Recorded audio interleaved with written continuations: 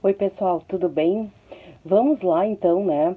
Continuar os nossos estudos e chegamos a uma fase da história da filosofia contemporânea em que nós temos alguns autores que são assim chamados da segunda fase da Escola de Frankfurt. Então, se vocês pararem para perceber, por isso que eu me detive, vamos dizer assim, um pouco mais para fixar bem, obviamente, né, didaticamente, pensando na melhor maneira de aprendizado de vocês. E eu me fixei um pouco mais para que nós estudássemos, então, a Escola de Frankfurt e ficasse mais, vamos dizer assim, bem sedimentado esse processo da primeira fase da Escola de Frankfurt. Chegado o momento, então, de que nós vamos revisitar a chamada Escola de Frankfurt, agora em uma segunda fase, né, que se chama a segunda fase da Escola de Frankfurt. Mas eu não vim aqui para a gente falar da segunda fase da Escola de Frankfurt. Se vocês pensaram que sim, se enganaram. Na verdade, eu vim aqui falar sobre um dos expoentes que trabalha nesse período, um dos, podemos até dizer, eu nem sei como é que eu vou denominar o Habermas, Jürgen Habermas, para vocês. O Habermas estudou filosofia, história, psicologia, deixa eu ver, a questão da linguística alemã, tá? Então, ele era vamos dizer assim, realmente um intelectual que, além de conseguir fazer o que até hoje nós temos essa dificuldade, que é de trabalhar interdisciplinarmente, e aqui eu abro um parênteses, acho que nós, enquanto professores, temos que ter os nossos pares, os nossos colegas, como eu digo, os nossos pares profissionais, os nossos colegas que trabalham as disciplinas de uma maneira, vamos considerar, concatenadas, ou seja, de uma maneira que a gente consiga, né, trabalhar um tópico com um colega que tenha essa possibilidade junto, né? Por exemplo, filosofia, sociologia, inclusive o Habermas é um dos referenciais dentro da sociologia, tá? Então, que trabalhe filosofia, sociologia, junto, pegando um tema que tenha em comum, né, nos nossos planos de aula. Bom, o que a gente vai ver é que o Habermas nasce em 1929, na cidade de Düsseldorf, né, na Alemanha. Em 1954, nesse período, ele já tinha estudado, lá em 1954, quando ele se torna doutor em filosofia pela Universidade de Bonn. Ele já tinha estudado, como eu falei, filosofia, história, economia, literatura alemã e psicologia. Quando a gente fala que o Habermas estudou também economia e aqui história, vamos dizer assim, fica muito perceptível, essa seria a palavra, de quando nós estudarmos o mote da pesquisa, das pesquisas dele, que ele tem uma tendência a estudar a questão do Estado, e aqui eu destaco Estado com letra maiúscula, certo? As questões que perpassam os problemas dentro do Estado. E dentre uma delas é a questão da democracia, do processo democrático, como ele se dá, né? Não dá para esquecer que o Habermas foi um dos intelectuais que tiveram suas obras proibidas, né, a leitura de suas obras e, no caso, o trânsito, o livre trânsito, o livre acesso às obras no período do nazismo, tá? Então, se em outros intelectuais nós observamos uma relação, né, interdisciplinar muito forte com a psicologia, né, nós vamos observar que o Habermas trabalha muito com a questão da economia, né? Ele faz esse trânsito com uma tranquilidade sui generis. E não poderia ser diferente, né, se nós percebermos, as suas pesquisas transitam também entre o marxismo do século XX. Então, ele vai fazer essa leitura em cima do marxismo no século XX. Bom, em 1994, cabe observar que se em 54 ele se torna doutor, né, em 1960 ele já estava em Frankfurt trabalhando, dando aulas, lecionando, e vai vir a se aposentar em 1994. O que eu acho mais interessante de sempre destacar para vocês? Que um professor, e eu acho que já falei em outros vídeos, eu penso isso, né? Se vocês discordarem, concordo e defendo plenamente o teu direito de discordar comigo. Mas, felizmente, me parece que o professor, e hoje em dia, com a questão da longevidade que nós temos, né, o professor é inversamente proporcional a um atleta. Enquanto um atleta sabe que por aproximadamente lá pelos 45, no máximo 50 anos, ele vai ter sua vida, vamos dizer assim, sua trajetória profissional findada, o professor é inversamente proporcional a essa questão. Então, como eu falava, essa relação, né, do professor, ela é inversamente proporcional à questão da sua idade, né? Porque com 40 anos um professor está num ponto de maturação do desenvolvimento intelectual perfeito e ainda tem muita estrada pela frente. Foi o que aconteceu com o Habermas, né? Por quê? Em 1994 ele se aposentou, vamos dizer assim, de fato, né? Se aposentou de direito, mas não de fato. Por quê? Porque ele seguiu proferindo aulas, palestras, enfim, seminários, congressos, todo tipo de evento em que as temáticas que eram abordadas por ele tivessem condições de ser trabalhadas. E, como nós sabemos, além de trabalhar a questão do marxismo no século XX, o Habermas desenvolveu um conceito de ação comunicativa. Quando ele fala esse conceito da ação comunicativa, o Habermas trabalha com a questão, e aí, né, não se esqueçam que um dos estudos dele foi relacionado com a questão da economia. Então, economia e história. Então, ele vai fazer um estudo, um trabalho muito interessante, abordando a questão direta da necessidade do diálogo entre os agentes que fazem o Estado e, consequentemente, esse Estado. E aqui eu destaco que é Estado com letra maiúscula, né? Não é o Estado sólido o Estado sólido, por exemplo, da água, né? Não, é o Estado, o agente né, governamental. E ele diz que esse diálogo, que essa questão, e se vocês pararem para ver, um dos motes de estudo dele foi também ter estudado a questão da língua alemã. Então, ele diz justamente que um dos motes é essa necessidade que o governo, que o Estado dialogue cada vez mais com os entes que fazem parte da sua população. Né? E isso vai ter muito a ver também com a questão do desenvolvimento de documentos, como, por exemplo, de documentos atuais, né? Vamos dizer assim, como, por exemplo, a nova Constituição, mas não só, vamos nos referir à brasileira. Por quê? Porque esses documentos são fruto de um diálogo do poder estatal maior com os entes da sociedade, né?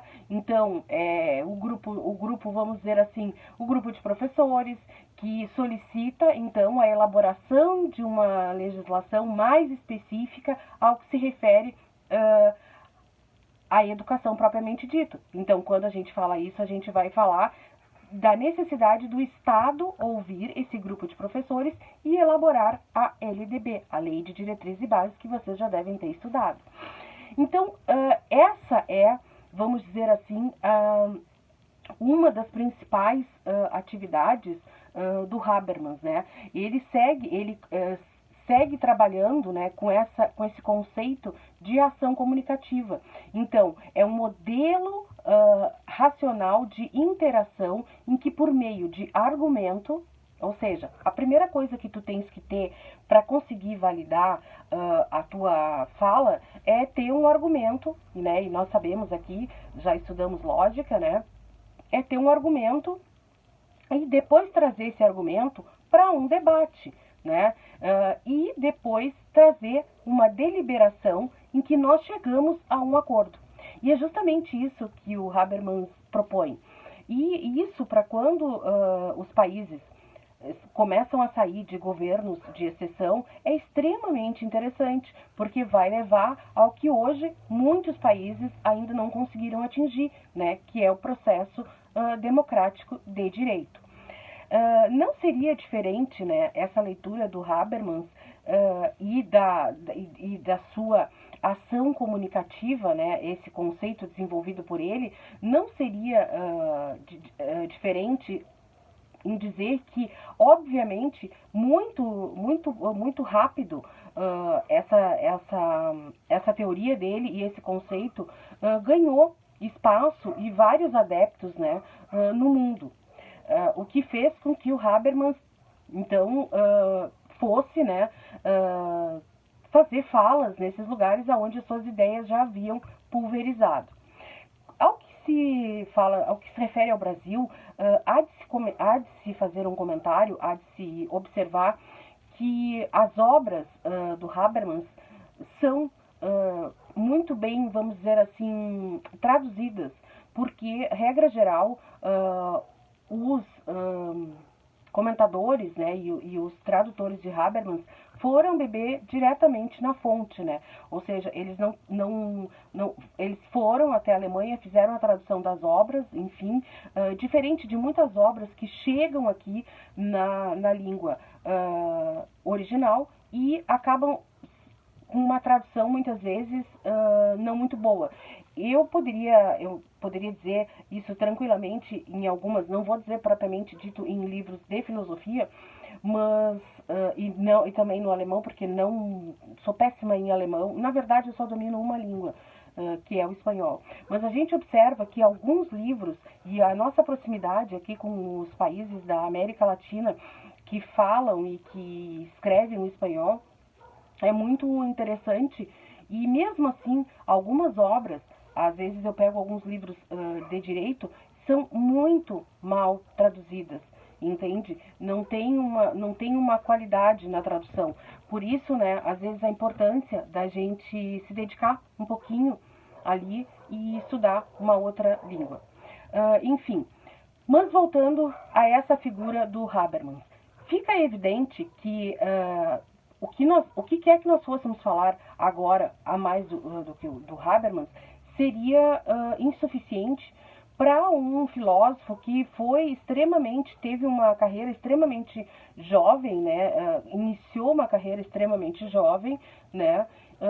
E estudou intensamente, tá? E conseguia, além de estudar intensamente, conseguia fazer uma leitura muito brilhante do que é a questão e a relação do cidadão, né, com o Estado. E da necessidade que até hoje se tenta essa necessidade de um diálogo entre os membros que compõem o Estado, né, e aqueles que estão no poder e que são, naquele momento, vamos dizer assim, o próprio Estado. Quando se fala, e quando eu ministrei a disciplina de política pública de educação,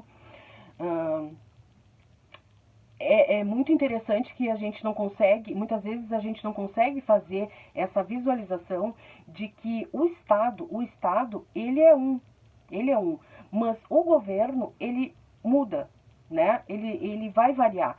E, consequentemente, muitas vezes as políticas públicas, ou seja, as ações que são feitas por aquele Estado, eles correspondem ao que o governo que está no poder deseja, mas muitas vezes não correspondem as necessidades da população. E é o que acontece, por exemplo, quando nós falamos em política pública, que exemplos de política pública eu poderia trazer aqui política pública de saúde, política pública de educação, política pública de segurança, e era justamente isso que o Habermas tenta trazer, que é essa necessidade de diálogos para que se chegue, então, a um acordo, ou seja, qual é a necessidade que aquela população tem, né, e que muitas vezes aquele governo que está, né, no momento no poder não consegue fazer essa leitura porque não consegue fazer esse diálogo com esse cidadão, com esses grupos que têm diferentes necessidades. Certo? Então, é claro que a necessidade de um professor, ela vai ser de ter uma escola de qualidade, de ter materiais didáticos que sejam fornecidos pelo governo, ter merenda na escola, porque a gente sabe que com fome ninguém se desenvolve bem, ninguém consegue desenvolver uma educação bem. Então, esse diálogo do Habermas é o que se chama, na verdade, o processo democrático em ação. A gente sabe que a democracia, ela muitas vezes não agrada a todos, mas ela é o resultado da maioria. E se nós fazemos parte deste acordo, né, que é participar de uma sociedade, nós vamos ter que aguardar quando chegar a nossa vez, então, para tentar mudar e trocar. É isso que o Habermas tenta trazer na leitura das suas obras. E vocês vejam uma coisa, tentando ser um pouco mais didática, para trazer um pouco para a atualidade.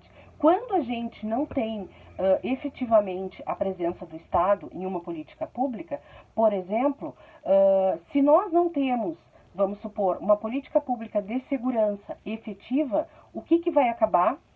Nós vamos pagar pela segurança, porque a gente já paga os impostos, que vão depois escoar e chegar até o seu objetivo final, mas nós vamos ter que pagar a segurança privada, certo? Então, se houver um sucateamento, se não houver, vamos dizer assim, um azeitamento, como a gente fala, né, da máquina do Estado ao que se refere a verbas para a educação, nós vamos ter professores mal remunerados, consequentemente, escolas não bem preparadas, e o que vai acontecer? A qualidade, né, tanto de ensino quanto de aprendizado vai cair. E o que vai acontecer? Nós vamos ter que muitas pessoas vão acabar migrando para o ensino privado, buscando o melhor, o que não quer dizer que a gente vá encontrar, certo? Inclusive, eu sempre costumo dizer isso para vocês, que nós temos excelentes universidades públicas, gratuitas e de qualidade, né, no Brasil. Ou seja, felizmente ainda se consegue manter com profissionais extremamente capacitados. Com isso, quando a gente fala nessa teoria, né, quando a gente fala nessa questão, não sei se assim consegui me fazer mais clara para vocês do que seria a ação comunicativa do Habermas, tá? Mas, regra geral, o que ele quer dizer é justamente isso, que precisa haver esse diálogo entre os cidadãos, né, que compõem essa sociedade e os grupos, os pequenos grupos de cidadãos que compõem essa sociedade, o grupo dos professores, o grupo, vamos supor, o grupo dos professores, eu trouxe um exemplo aqui, né, aleatório, assim, do grupo de professores. Mas o que a gente vai acabar constatando é que o Habermas defende uma bandeira que é extremamente importante, que é uma bandeira do diálogo, né? Não se consegue fazer, vamos dizer assim, um desenvolvimento de um Estado sem que a gente consiga entrar no que se chama a questão da ação comunicativa. Claro, gente, eu poderia ficar aqui falando e trazendo exemplos e exemplos, e daqui a pouco algum exemplo não era bem, não, vocês discordam, enfim. Mas o mais interessante é que o Habermas se torna um dos intelectuais mais importantes dentro dos filósofos desse período da história da filosofia contemporânea. E além de ser um dos intelectuais mais importantes dentro da nossa filosofia, ou seja, ser um filósofo, o Habermas também vai ser adotado muito na sociologia, né? Pois se vocês pararem para observar, a sociologia, né, trabalha também com pontos que são ali muito tênue entre a filosofia. E ele acaba sendo um referencial, assim como outros intelectuais, como, por exemplo, o Pierre Bourdieu, o Michel Foucault. Eles são intelectuais que muitas vezes tu não consegue definir muito bem se naquele momento ele seria aplicável e aplicado à filosofia ou à sociologia, ou até mesmo, como eu digo, no direito, né? Nós conseguimos fazer essa transição deles, essa passagem é muito tênue, né, entre um e outro, e eles acabam sendo extremamente versáteis. Essa seria a palavra, né? São intelectuais que são extremamente versáteis. E ainda mais quando eles inauguram e trabalham na segunda fase da chamada Escola de Frankfurt, né? Se vocês pararem para observar, a Escola de Frankfurt nada mais, nada menos do que se dedicava, tinha o objetivo a estudar muito o quê? A questão da sociedade, do social, como era a interação deles, a interação do ser humano com a sociedade, trazendo o que eu sempre digo para vocês, a possibilidade da gente fazer uma leitura da filosofia, né, com os conceitos que eles trazem e a nossa realidade do social. É um desafio? É um desafio. Mas essa é a proposta, tá? Então, esse é o maior papel que eu acho que um educador pode conseguir fazer, eu tenho que tentar trazer para vocês de uma maneira que vocês não consigam perceber que a gente está saindo da beirinha da praia e começando a se aprofundar um pouco mais nesse oceano da filosofia, né? Para que vocês não depois consigam transitar tranquilamente dentro dos estudos que são mais profundos, né? Que são as próprias obras deles. Se eu trouxesse uma obra para a gente trabalhar, seria largar, né, assim, no meio do mar, e a gente começar a intensificar um estudo em cima de teorias que, na verdade, a gente tem que fazer a base, certo? Então, eu espero, gente, que dessa maneira a gente tenha conseguido estudar um pouco, né, sobre a obra do Habermas, que é extremamente denso e intenso. Como eu já disse para vocês, o meu maior objetivo é de que vocês, quando peguem o nome do autor, remeta a um ponto que vocês possam puxar dali o fio e desenrolar o resto por si só, ou seja, através do que se chama autonomia acadêmica, né? Então, o professor tem que dar o começo e vocês seguem o resto da caminhada, tá bom? Gente, muito bom estar com vocês. Desejo para vocês, então, bons estudos e qualquer dúvida, se não consigo responder no momento,